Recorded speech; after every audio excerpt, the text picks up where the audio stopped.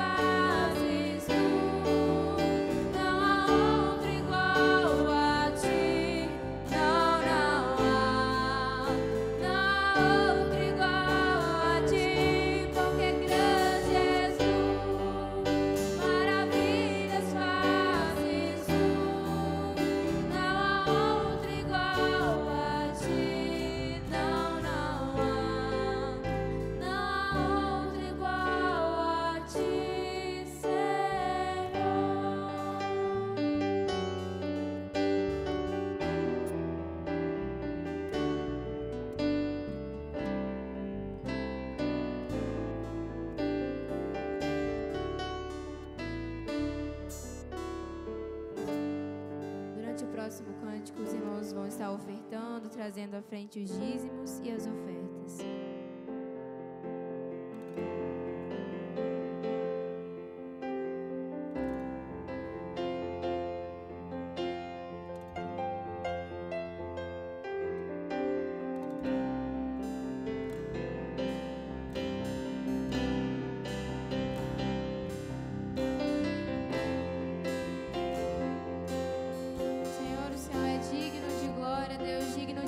Louvores, e mesmo assim o Senhor nos ama, Deus.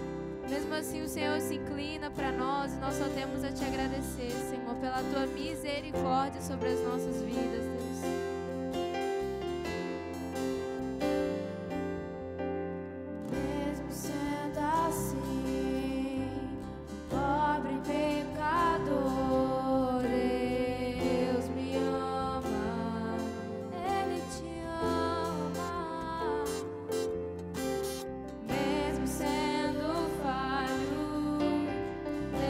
Merecer, Deus me ama.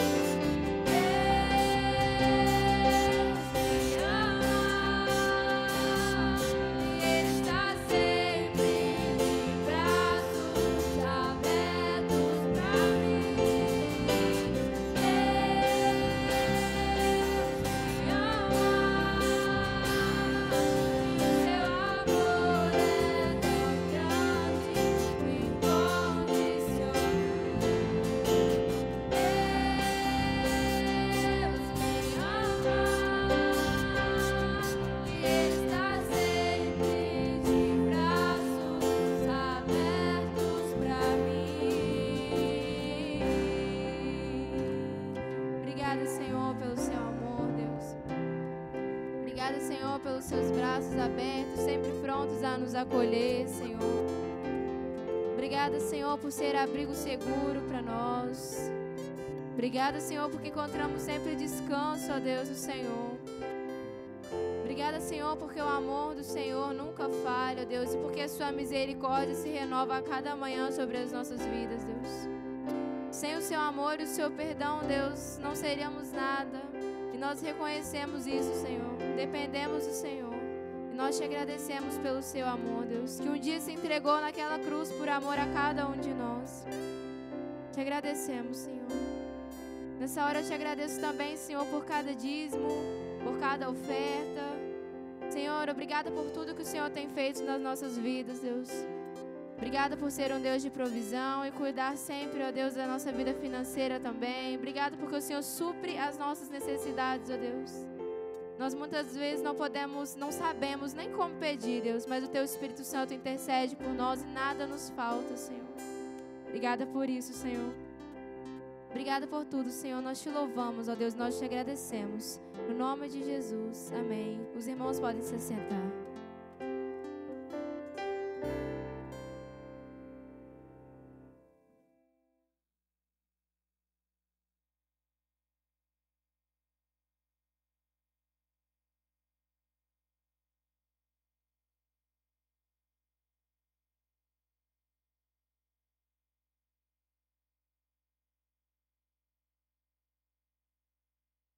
Graça e paz, meus irmãos. Muito bom receber cada um dos irmãos aqui. Vocês que nos visitam, sejam bem-vindos. Muito bom poder rever os irmãos. Eu quero convidar os irmãos a uma leitura bíblica comigo, que se encontra no Evangelho de Mateus, no capítulo 13, do versículo 1 ao versículo 3. Então, Mateus 13, de 1 a 3, diz assim, ó: Tendo Jesus saído de casa naquele dia, estava sentado junto ao mar. E ajuntou-se muita gente a ele, de sorte que, entrando num barco, se assentou e toda a multidão estava em pé na praia. E falou-lhe de muitas coisas por parábolas, dizendo: Eis que o semeador saiu a semear. Vamos orar.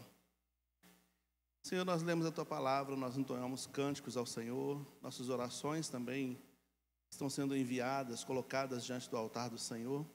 Nós pedimos a Deus que o Senhor receba tudo como cheiro suave no Teu altar. E agora que lemos a Tua palavra, também que o Senhor, ó Deus, utilize os recursos inesgotáveis da Tua palavra para falar aos nossos corações. Unge o Teu servo com a unção do alto e unge cada coração, ó Deus, para receber a Tua palavra em nome de Jesus. Amém. Bom, esse é o texto que nós lemos domingo à noite, né? Nós lemos até o versículo 10 ou 9, se não me falha a memória. Também foi o texto que nós lemos hoje pela manhã na nossa devocional da live, né? E agora é o texto que nós estamos lendo, esses primeiros 3 versículos. E vamos ver o que Deus vai falar conosco através desse texto, né? Onde nós vamos abordar o semeador, a semeadura e a semente. O semeador, a semeadura e a semente. Nós vamos trabalhar essas 3 coisas aqui que aparecem nesse texto, né? Bom, a princípio o texto vai dizer que Jesus saiu de casa e foi para a praia. Ele morava perto, né, do mar da Galileia, mais conhecido também como Lago de Genezaré ou Lago de Tiberíades. Era tudo a mesma região, era tudo o mesmo lugar. Era uma grande porção de água, não era um mar necessariamente, mas era uma grande porção de água doce, né? E Jesus morava naquelas imediações. Um belo dia, um dia comum, né? Jesus deve ter ido em casa, tomado um café. Depois ele falou: vou na praia. Mas não era para se divertir na praia, era para ver gente. O objeto de trabalho de Jesus, o que ele trabalhava, o que ele gostava de se envolver, era com gente, era com pessoas. E ele foi. E indo Jesus às margens daquelas águas, muita gente se achegou a ele. De tal maneira que estava difícil, até mesmo para ele se locomover. E como tinha muitas intenções naquela região, muitas intenções naqueles corações, então Jesus preferiu manter uma certa distância para que ele pudesse fazer o que ele estava proposto a fazer naquele momento, né? Houve momentos em que Jesus foi à multidão para curar pessoas. Então ele colocava a mão nas pessoas, ele orava pelas pessoas, ele expulsava espíritos imundos. Então ele estava no meio do povo. era um movimento constante. Mas ali era o momento da doutrina, ali era a hora dele ensinar coisas para eles, era colocar coisas no coração deles, era colocar coisas na mente deles. Ali ele não podia ser interrompido por alguém que quisesse uma cura ou precisasse de uma cura, ali ele não podia ser interrompido por alguém que estivesse endemoniado, ele não podia ser interrompido. O que ele ia dizer eram coisas muito sérias, a tal ponto que o evangelista Marcos, no seu capítulo 4 vai falar assim: se você não entender a parábola do semeador, você não vai entender nenhuma outra. Talvez seja uma das mais importantes, ou a mais importante. Então, veja bem, para que Jesus tivesse essa privacidade para ele falar sem ser interrompido, ele então entra num barco, se afasta da areia, né? Se afasta da areia, fica dentro do barco a uma certa distância, e ali então ele ia ter algumas vantagens. A vantagem do isolamento, que é importante, a vantagem de usar a água como um amplificador de voz, né? Porque a voz vai patinando na água. Imagina Jesus falando para uma multidão, como a gente vê, por exemplo, na multiplicação de pães, 15 mil pessoas. Imagina como que ele ia projetar a voz dele a distância de 15 mil pessoas, chegando lá no fundo, como é que ele ia fazer isso? Ele não tinha um repetidor, ele não tinha uma caixa de som, um microfone, então ele tinha que usar os recursos que tinha. Um dos recursos que ele usava era exatamente a acústica da água. Ele afastava e a voz projetava até as pessoas lá mais distante. E ele fala aqui, então tá, aí a gente viu essa parte introdutória, onde Jesus vai até as pessoas, onde ele se isola um pouco das pessoas e onde ele começa a ensinar as pessoas. E falou várias parábolas, né? Para quem não está familiarizado com o termo, parábola, a linguagem parabólica é uma linguagem simbólica. É quando se pega elementos naturais, coisas do dia a dia, do cotidiano, e dá uma conotação diferenciada para aquilo de acordo com o interesse daquele que está falando.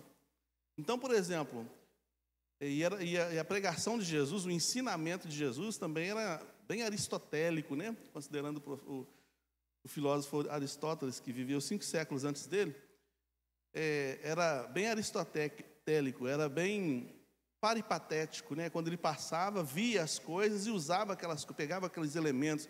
Não era um ensinamento de sala de aula, era um ensinamento cotidiano. Então, ele olhava uma árvore frondosa, por exemplo, e falava: o reino de César é semelhante àquela árvore ali, ó, toda frondosa, onde os pássaros no final do dia vai se aninhar ali. Então, no final dos tempos também nós vamos nos aninhar lá no reino dos céus. Então, ele usa, percebe? Então, várias parábolas assim Jesus utilizava, e chegou o momento então dele utilizar a parábola relacionada ao grão, à semente, né? Ao semeador. Então ele fala: o semeador saiu a semear. 3 palavras: o semeador saiu a semear. Está contido nesse texto a figura do semeador, a semeadura e a semente. As 3 coisas estão contidas nesse texto aí. Ele não fala um semeador, ele fala o semeador. O artigo é definido. Então, talvez ele quisesse ter alguma indicação.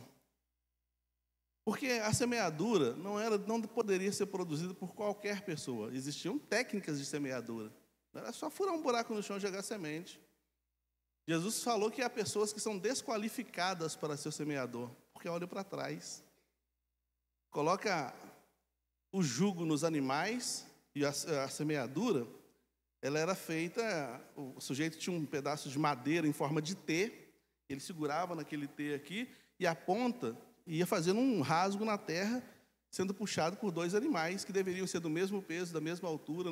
O jugo não podia ser desigual, não podia ser um animal, colocar um cavalo e um boi, a força é diferente, podia puxar torto, e forçava o outro animal. Então tinha que ser 2 animais do mesmo peso, com a mesma força, para puxar o jugo, para puxar o instrumento para arar a terra, né? E o sujeito não podia olhar para trás, porque o suco tinha certa direção, tinha uma certa profundidade e uma certa direção. Então Jesus falou que algumas pessoas eram desqualificadas para o serviço. Esse serviço parece simples para a gente, né? Mas tinha gente que era desqualificado para aquilo. Jesus falou isso. Não é apto para o reino aquele que olha para trás. Não é apto para arar a terra e nem é apto para o reino. Então Jesus fala: o semeador, o especialista, é o sujeito preparado para esse fim. É o sujeito que sabe preparar o solo. ele conhece o solo. O semeador não deveria só fazer um rasgo, um sulco na terra. O semeador devia, além de fazer um sulco na terra, também adubar essa terra. Alguns estudiosos debruçam para saber que tipos de insumos ou que tipo de coisa que se usava, adubo, né, que se usava naquela época. Um dos elementos era o sal, né? Jesus falou assim: se o sal perdeu o sabor, para nada serve a não ser para ser pisado pelos homens. Então, muitas vezes o sal ele era usado para fazer chão mesmo, né, para colocar no chão, jogar no chão. E muitas vezes ele era misturado com algum tipo de outras coisas para colocar no pé das plantas como adubo. Então, o semeador era alguém que sabia fazer o rasgo certo no solo, sabia adubar esse solo de acordo com o solo. De acordo com o solo. O tipo de aragem era de acordo com o solo. Havia tipo de terra que era mais macia, havia um tipo de terra que era mais dura, havia um tipo de terra que era vermelha, e eles dizem que essa era melhor. Quando o sol batia, ela ficava mais arroxeada. Então, era a terra mais fértil. Então, o semeador era a pessoa que estudava a terra, sabia a qualidade da terra, estudava a semente, sabia a qualidade da semente, e uma vez que ele tinha todos esses conhecimentos, ele era preparado, ele estava pronto para fazer o trabalho dele. Por isso é o semeador. Um homem saiu a semear, Jesus podia ter falado assim, mas ele falou: não, o semeador. Uma pessoa específica, alguém específico, alguém que recebeu essa habilidade, recebeu esse treinamento para fazer isso. E é importante que aquele que recebeu o treinamento para fazer determinada coisa, faça essa determinada coisa. Sabe? Não está dizendo assim: eis que o semeador saiu para colher frutos. Não, quem vai fazer a colheita é outra pessoa. Pode até ser o semeador, mas de preferência uma outra pessoa. Porque até mesmo na hora de pegar os grãos, tinha um certo preparo. Os grãos tinha grãos que tinham que ser pisados por animais. Pegava os bois, passava em cima para debulhar. Já debulhou alguma coisa? Quem aqui já debulhou? Quem tem mais de 30 aí já debulhou. Novinho, debulhar? O que ele está falando? Fava, né? Sabe fava? Debulhar, você tinha que pegar. A semente vem dentro de um. É tipo assim, tem uma minhoquinha assim, ó. Dentro dela tem as sementes. Já está lembrando da sua infância aí, né? Aí você abria assim e tirava a sementinha lá de dentro. Então você tinha que abrir aquilo. Em alguns casos, pela quantidade, aquilo tudo era espalhado. Eu estou falando de um tipo de semente, né? Tem vários tipos. Por exemplo, o trigo era diferente. Então, espalhava aquilo num lugar e vinha o animal pisando em cima. Depois que o animal pisasse em cima, a pessoa pegava uma pá e jogava, olhava o vento, né? Percebia a direção do vento e jogava para cima. Aquilo tudo. A palha era levada pelo vento e a semente caía. E era assim que ele fazia a separação. Aquilo que ainda ficou sujo, ele pegava uma peneira e peneirava para ficar só a semente na peneira. Então não era assim só ir lá e pegar, fazer, não. Depois que ele fazia essa separação, ele separava então o grão para comércio ou para consumo. Ou até mesmo para preparar esse grão para um novo plantio. Entende? Então, o semeador, o artigo precisa ser definido por causa da especificidade do trabalho. Então, por isso o artigo é definido, o semeador. Pessoa específica, preparada, que entende da semente, que entende de preparação de solo, né? Então ele conhece a semente, ele conhece a preparação de solo, ele escolhe a semente de acordo com o terreno, não é qualquer semente em qualquer terreno, então ele escolhia a semente de acordo com o terreno, ele escolhia o adubo. Tem um texto bíblico em Lucas 13, que uma árvore estava sendo infrutífera e ia ser cortada, e alguém falou assim: não, espera, deixa eu preparar, deixa eu cavar ao redor dela, adubar, e então ela vai florescer. Vamos trabalhar nela nesse sentido. Então tinha técnicas de plantio, né? Em alguns casos, tempos de cheia, por exemplo, o semeador, para potencializar o trabalho dele, ele utilizava a correnteza para levar sementes. Então, por isso está escrito lá em Eclesiastes: lança o teu pão sobre as águas. Está escrito isso lá, né? Lança o teu pão sobre as águas e até depois de muito tempo você o colherás, ou acharás, ou terá de volta. É quando ele pegava, por exemplo, a semente que haveria de produzir o trigo, e ele então jogava na cheia dos rios, e o rio, a correnteza ia levando. Quando o rio baixava, ele fazia um plantio natural. A semente caía na terra, germinava, e ele colhia depois de muito tempo, no período devido. Então, tudo isso é técnica que o semeador usava na época, né? O semeador é aquele que planta e espera, porque ele sabe que precisa esperar. Ele não tem pressa. Paulo, escrevendo a Timóteo, ele vai falar sobre isso. Ele fala assim, o semeador tem que ter paciência para aguardar a semente germinar. O semeador sabe que a semente, depois de uma vez plantada, ela vai ter que desaparecer, vai ter que morrer, mas a metamorfose que acontece ali interessa para ele, porque é alimento para ele depois, né? E esse semeador, nessa espera, ele está vendo antecipadamente o fruto que ele vai colher. Tem árvores que demoram 10 anos para dar o primeiro fruto. Mas quem plantou sabe disso, tem paciência para esperar. 10 anos. Entende? Esse mundo imediatista que a gente está, hein? A gente gostaria de apertar um clique e a semente jogar de manhã e de tarde ela já está pronta. Está tudo certo, ela já está colhendo fruto. Não tem que esperar. Esse semeador, a princípio, é o Espírito Santo, que está o tempo todo semeando. O Espírito Santo conhece a semente, que é a palavra. O Espírito Santo conhece o solo, que são os nossos corações, e ele está semeando. A Bíblia diz, lança sua semente de manhã e de tarde, não retires da tua mão. Você não sabe qual que vai germinar, qual que vai dar fruto. Então, o tempo todo, o Espírito Santo está semeando. O tempo todo, às vezes, o Espírito Santo, na lei da semeadura, no trabalho da semeadura, o tempo todo ele está fazendo, às vezes, sulcos no nosso coração, na nossa vida, para que a semente alcance maior profundidade, fique protegida, para que ela possa, então, produzir o fruto para o qual ela foi mandada.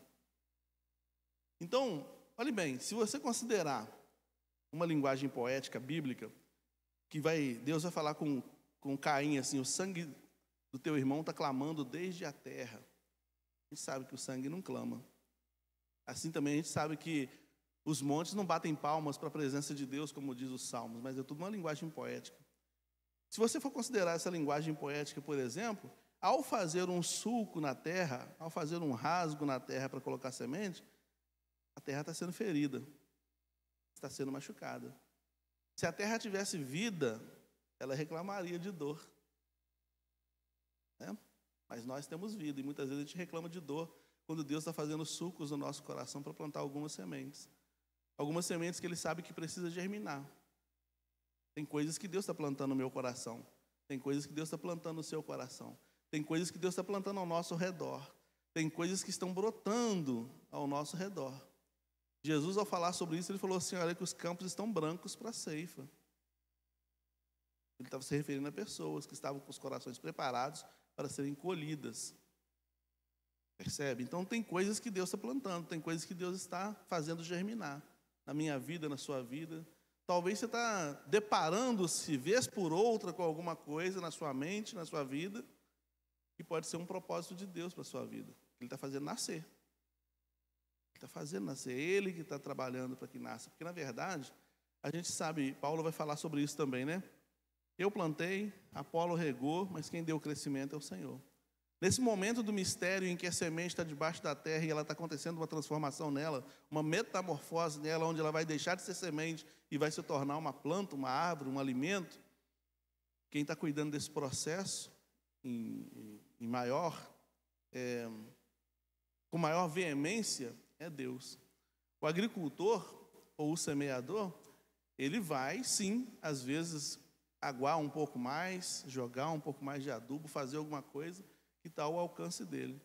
Mas todo o processo de transformação da semente em árvore, quem faz é Deus. Então, o semeador, o Senhor, está semeando nos nossos corações. Está semeando na nossa família, está semeando na nossa igreja, Ele está semeando. E Ele nos chama também para sermos semeadores juntamente com Ele. Então agora a gente já viu o semeador como o Espírito Santo, mas a gente vê também o semeador como nós mesmos sendo enviados Porque naquele momento quem estava semeando era Jesus. E aí ele nos chama também para sermos semeadores. E Paulo vai falar isso para Timóteo, né?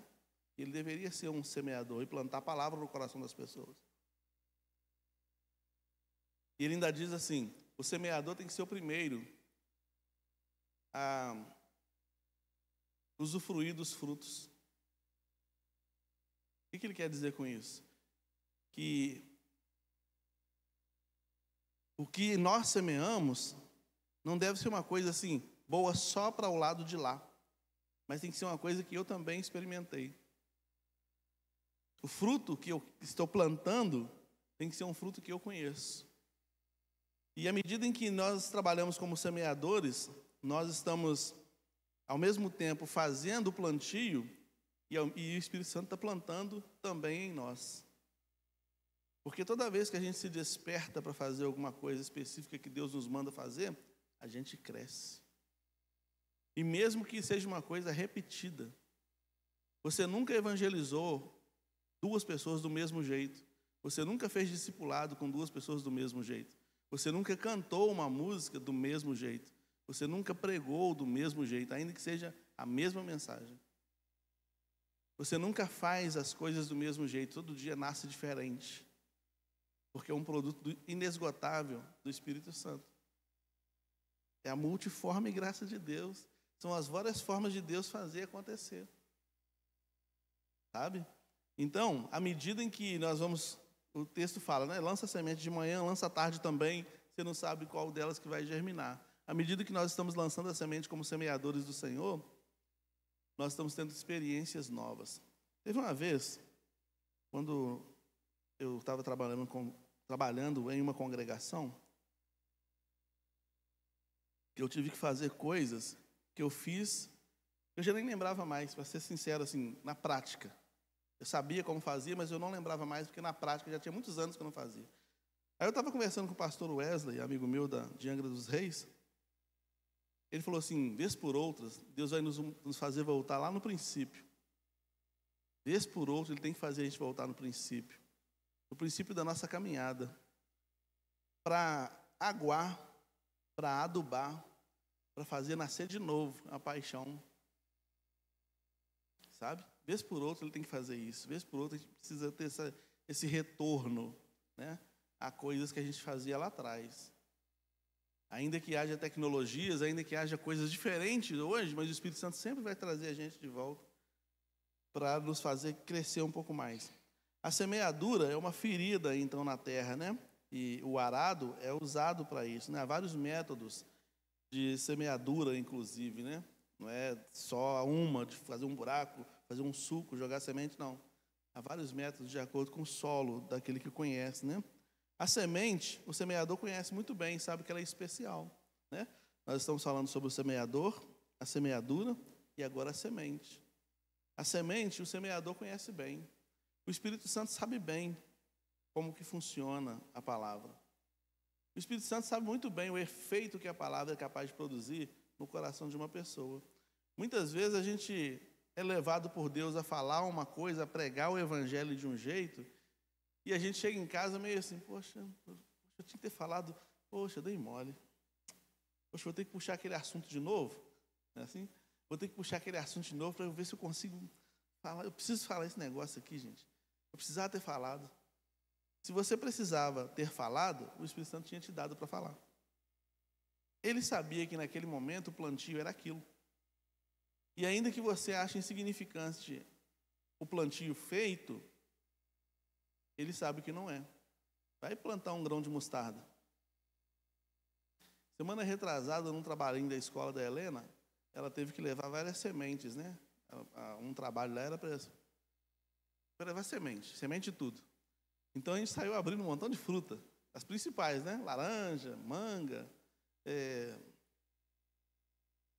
muita coisa lá. A gente foi abrindo tudo quanto é fruta que tinha lá em casa. Aí depois ela contou como é que foi na escola. Teve gente que levou um caroço redondo, pai. Ela não sabia que era de abacate. Então, e tinha carocinho desse tamanhozinho. A gente tirou caroço de banana. Ela sabe aquela sementinha pequenininha de banana? Tirou aquilo, também colocou ali. Então ela viu vários tipos de semente. Às vezes você acha que é insignificante a sementinha do grão de mostarda, por exemplo, mas é do grão de mostarda pequenininho, minúsculo, que sai uma das maiores árvores, segundo Jesus. Então, não despreze o pouco esforço que você faz em Deus. Devia ter feito mais. Ainda bem que Ele não deixou para você fazer. Ainda bem que Ele fez através de você. Entende?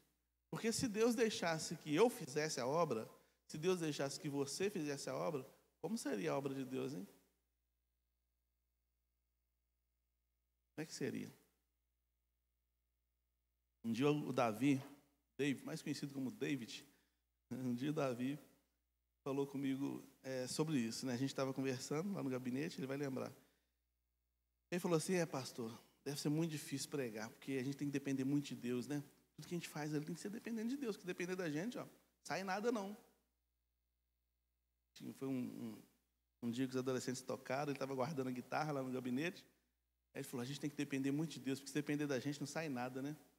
Realmente. Se Deus falasse assim, gente, faz a obra aí, eu vou ficar aqui esperando para ver o que acontece. O que será que ia acontecer? Mas Ele faz através de nós. E à medida que Ele faz através de nós, fica em nós também a experiência e o crescimento por estar sendo participantes e cooperadores da obra de Deus.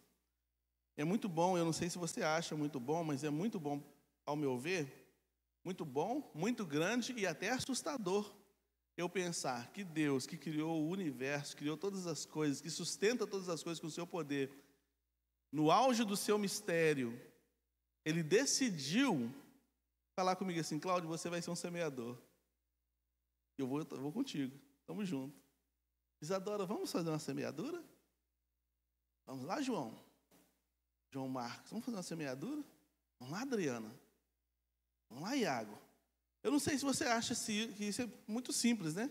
O apóstolo Paulo fala, nós somos cooperadores com Deus, nós estamos na lavoura dele, trabalhando na obra dele, e Ele está conosco, o Criador de todas as coisas. Aquele que muitas vezes nos faz ver coisas antes das coisas acontecerem, até mesmo para animar o nosso coração. Ele muitas vezes nos faz ver o que está em oculto, lá na frente, para falar assim, olha, você está achando estranho agora, está difícil, mas vê além desse véu. Isso aqui que está acontecendo aqui é um véu. Vê além desse véu. Como, por exemplo, a experiência de Paulo, né? No naufrágio do navio. Todo mundo desesperado, 276 pessoas desesperadas, achando que ia morrer. E Paulo dormiu. Ele foi dormir. Na noite, o pessoal não dormia, todo mundo desesperado, já vários dias. Na escuridão, num breu, o navio bate daqui, bate dali, eles não viam nada, não sabiam para onde estava indo. Não tinha localizadores. E Lucas, escrevendo o texto, fala assim, a esperança de vida sumiu. A gente já sabia, uma certeza a gente tinha, vamos todos morrer. Mas aí Paulo levanta de manhã e fala, gente, tomem café, fiquem em paz. O Deus de quem eu sou e a quem eu sirvo me apareceu essa noite e falou que vai ficar tudo bem, ninguém vai se perder. Deus fez Paulo ver além do véu, além da tempestade. E queira saber, para quem não conhece o texto, que depois dessa revelação no terceiro dia, ainda tiveram outros 9 dias e foram piores do que todos. Ao chegar ao 14º dia, o navio se despedaçou todo, completamente. Eles agarraram um pedaço de madeira e foram nadando até chegar numa ilha. Mas todos se salvaram, como Paulo falou que ia acontecer. Deus muitas vezes nos faz ver além do véu. Ainda que o véu às vezes fica meio nebuloso, fica pior a situação. Se Ele falou que você vai chegar bem, você vai chegar bem. Então Ele fala, continue plantando, continue avançando, continue fazendo a obra, porque eu estou contigo. E esse é o privilégio que nós temos de ser semeadores do reino. Esse é o privilégio que nós temos de sermos cooperadores com Deus. Então, quando a gente pensa em frequentar uma igreja, é mais do que frequentar uma igreja. É ser um semeador do reino de Deus. É ser alguém que vai plantar uma palavra no coração de outro alguém. E talvez você não está vendo efeito. Sumiu, morreu aquela palavra. Já cansei de falar do evangelho para o fulano. Não é assim? Não vou falar mais não. Não, ele já conhece já. Ele já conhece. Talvez a semente está ali, mortinha. Mas ela precisa morrer mesmo. Ela precisa morrer. Eu com 13 anos já tinha lido a Bíblia toda, já tinha cansado de escutar o evangelho. Teve uma vez que o rapaz que me evangelizou, e inclusive me ensinou a tocar violão, ele falou assim, o irmão dele chegou na oficina que a gente trabalhava, e falou com ele assim, ô Anselmo, esse menino aí é bom, esse menino, ele tá indo na igreja contigo? Aí o Anselmo, que era o meu evangelizador lá, ele falou, isso aí é osso duro de roer, falou sobre mim. Esse aí é osso duro de roer, já falei tudo, não tem mais nada para falar. Eu escutei eles conversando lá, não tem mais nada para falar com ele, não. Já falei tudo com ele. Quando ele me ensinou a tocar violão, ele falou assim, eu vou te ensinar corinho, porque eu só sei tocar corinho. Então me ensinou galhos secos, me ensinou um monte de coisa. Eu peguei, fui tocando tudo. Ele deve ter pensado, agora vai, né? Já fui em vários cultos, em casas, em lares, em vários lugares com ele. E pensou, agora vai, hein? A semente morreu. Morreu. Isso eu tinha 13, 14, 15 anos. 13, 14, 15, nessa faixa de idade assim. Com 19 eu me converti. Ele falou, sério? Eu falei, sério. Fui lá na casa dele, falou assim, tem um negócio para te falar, aceitei Jesus. Sério? Rapaz, achei que você não ia dar em nada. Se eu vou dar alguma coisa, eu não sei, mas eu aceitei Jesus. Entende? Então, às vezes, a semente tem que morrer mesmo. Talvez a parte do plantio terminou. Para você. Deus vai usar outro. Mas talvez a sua parte agora é orar. Vai adubando com oração. Vai aguando com oração. Porque uma das coisas que tem que ser feita é o cultivo, né? A gente tem que cuidar. Cuidar da semente que foi plantada. Não é só evangelizar, está para além de só falar. Está para além de só falar. Então, a semente é boa. Ela é especial. A semente dá árvores de vários tamanhos, né? E dá vários frutos. Vários frutos. Fruto do Espírito Santo, a gente sabe, aparece 9, né? Lá. Mas talvez seja muito mais do que isso. Porque o Espírito Santo não pode ser limitado a um número, só 9. Só 9 dons, só 9, só isso. Não. É o que ele quiser fazer. O que será que o Espírito Santo está plantando no seu coração? O que será que o Espírito Santo está plantando no meu coração? O que será que ele está plantando no coração da igreja? O que ele está plantando? Como que está a minha vida? Como que está o desenvolvimento da minha vida? Então, o que ele está plantando em você? O que ele está plantando em mim, né? O que ele está fazendo ao nosso redor, enquanto plantio? Será que a gente vai ter que esperar as águas baixarem? Não sei. Não sei. Eu sei o seguinte, ele é especialista em plantio, né? A semente, penetrando, ela quebra qualquer coração duro. E a semente, muitas vezes, em alguns corações, vai ter que entrar uma semente pequena, em alguma fenda daquele coração duro. Talvez aquele coração está tão duro, tão ressecado, tem trincas. E entre as trincas, uma semente pequena pode passar. E uma vez germinando, ela pode romper com isso, né? Pode quebrar isso. Uma vez eu vi um rapaz grandão, fortão, mesmo, podia fazer até papel de Hulk num filme aí que dá certinho, que ele era grandão, fortão, dá umas batatas bonitas, assim, sabe, redondinha, fez tudo, grandão, né? Chorando igual criança na presença de Deus. A gente fala, nossa, como que Deus é poderoso, né?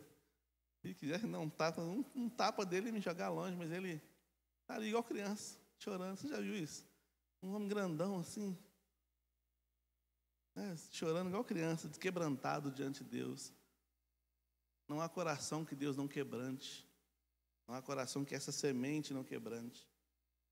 Então, se você evangeliza, se você ora, se você vai cultivando, tratando bem, sendo amigo, favorecendo, iluminando essa vida, lançando luzes sobre essa vida, porque a semente também precisa de luz para... Lançando luz, lançando água, lançando sal, muitas vezes que precisa, fazendo todo o processo. A terra vai sendo irrompida, vai sendo quebrada e vai brotando. Devagarinho, às vezes uma pontinha, uma coisinha diferente vai acontecendo. Eu conheci uma senhora, ela era da igreja Maranata. Uma igreja Maranata que tinha, não sei se tem ainda, mas tinha lá no bairro Araújo. Essa senhora, ela orava muito pelo filho dela. O filho dela vivia bêbado, drogado. E ela sempre orava e falava comigo, ô meu irmão, ora pelo meu filho, ora pelo fulano. E a gente sempre orando por ele.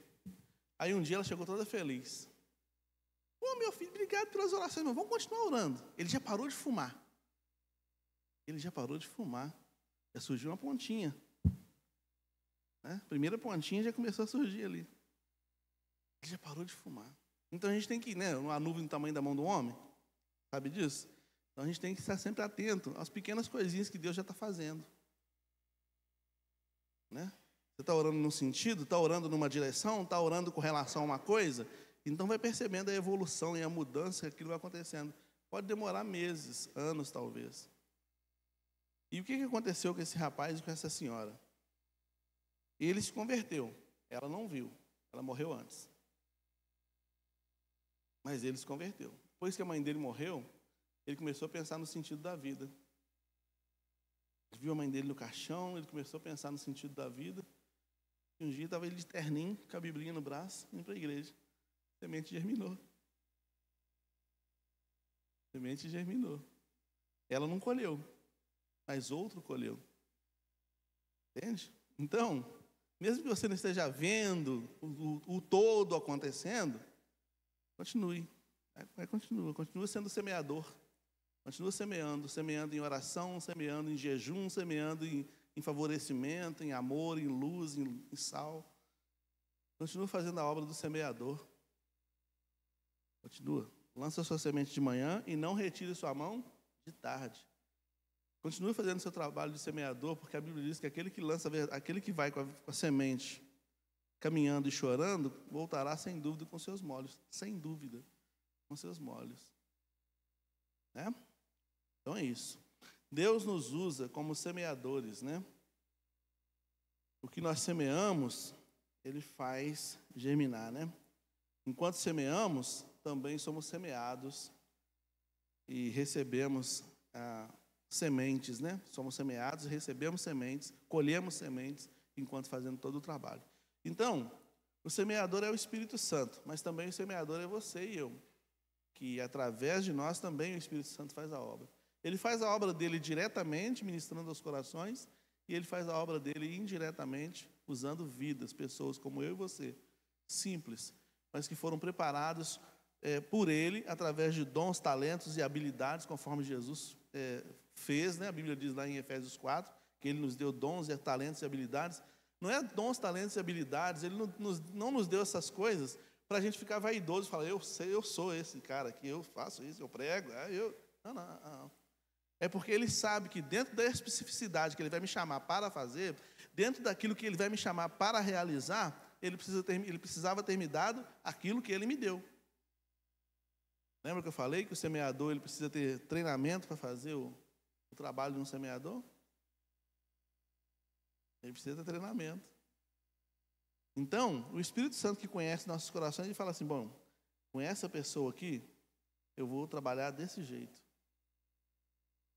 E aí você faz uma análise aí da sua história, como cristão, como evangelizador que você é, porque você é um cristão. Repara para você ver que o perfil de pessoas que muitas vezes você encontra para evangelizar é muito parecido. Teve uma época que eu fiquei pensando, gente, eu acho que eu tenho cara de psicólogo, de psiquiatra, alguma coisa. Eu só gente depressiva que vinha conversar comigo, vinha me perguntar coisas da Bíblia, mas eu não sou psicólogo. Não, mas vamos conversar. Eu orava. Eu atendi, não é atender, eu era amigo de uma pessoa que tinha sérios transtornos psicológicos, né? Eu indiquei uma psicóloga que eu conheço, a Alice, ela fez terapia com a Alice 2 vezes por semana, mas também conversava comigo, também desabafava comigo, também recebia oração, e além dela, outras pessoas, eu ficava pensando, gente. Então, às vezes, repara para você ver, o perfil de pessoas que te procuram, que o Espírito Santo manda te procurar, é muito parecido, porque ele te preparou para atender aquele tipo de pessoa. Quando ele queria curar Paulo, ele falou, foi Ananias, né? Ananias. Vai na rua lá, tal lugar assim, tem um tal de Paulo lá, Ananias, viu? Vai lá na casa do fulano lá, que tem um tal de Paulo lá que a gente precisa. Ele não mandou outra pessoa. Quando precisou evangelizar Cornélio, ele mandou Pedro. Ele podia ter mandado qualquer outra pessoa. Entende? Então, fique atento a isso, para você ver que tipo de colheita ou que tipo de plantio que Deus está te mandando fazer. Amém? Vamos orar. Senhor, muito obrigado pela Tua palavra. E obrigado porque o Senhor nos chama para sermos seus cooperadores. Obrigado porque Teu Espírito Santo está trabalhando no coração de cada um de nós. E nós te louvamos por isso. Obrigado, Deus, porque o Teu Espírito Santo tem ministrado aos nossos corações de acordo com a vontade soberana do Senhor. O Senhor tem propósito para cada vida que aqui está. O Senhor tem propósito para a vida desta igreja. Que o Senhor, Deus, nos ajude a, mesmo não compreendendo a profundidade dos propósitos, seguirmos, ó Deus, os desígnios que estão revelados a nós, de acordo com a necessidade da Tua obra que você tem colocado diante das nossas mãos. E a Tua palavra diz, ó Deus, que precisamos fazer conforme as nossas forças. E nós contamos, ó Deus, com o aparelhamento do Teu Espírito Santo para a realização da Tua obra. E sabemos que podemos contar. Em nome de Jesus, nós assim oramos e te agradecemos. Amém. Irmãos, no dia 20 e 21 de outubro, vai haver um treinamento para discipulado, para evangelismo e discipulado na segunda igreja. Já foi feito um grupo, tem alguns pastores participando. Não é pastores participando, pastores que estão motivando as suas igrejas a participarem. E eu estou lá, então eu tenho que motivar você a participar. Dia 20 e 21, é sexta e sábado, né? Vai vir um grupo especializado nesta área. Lá de São Paulo, inclusive, vou te falar uma pessoa que... Sabe o pastor Renato? Que a nossa igreja ajudou a comprar o baixo. Ele fez esse treinamento. Ele, inclusive, endossou. Ele falou, pode fazer que é muito bom. Pode levar a igreja a fazer, pastor Cláudio. Todo dia ele me manda mensagem. Às vezes, 4h30 da manhã, acabamos de orar por você. Glória a Deus. Então, ele falou, pode fazer que é muito bom. Ele até deixou um material com a gente, já de antecipado, já. Pode fazer que isso é muito bom. E vai potencializar a sua igreja no sentido de evangelismo e missões e discipulado. Então, nós vamos levar, eu espero, né, que nós vamos levar aqui da igreja bastante gente para sermos preparados para esse trabalho, tá bom? Deus nos abençoe, irmãos.